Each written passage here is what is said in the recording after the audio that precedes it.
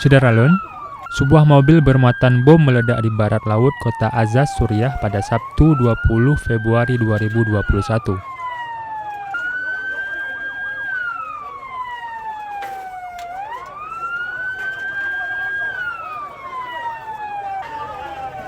Akibat ledakan mobil bermuatan bom ini, setidaknya 5 orang mengalami luka-luka. Ledakan terjadi di pasar populer, tepatnya di desa Siko, perbatasan dengan Turki. Warga yang menjadi korban dibawa ke rumah sakit dan pemadam kebakaran langsung menuju ke lokasi kejadian untuk memadamkan kobaran api.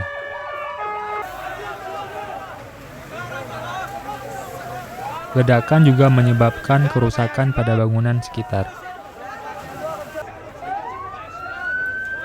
Pihak berwajib yang mengusut kejadian tersebut menegaskan, penyerangan tersebut dilakukan oleh kelompok bersenjata YPG PKK.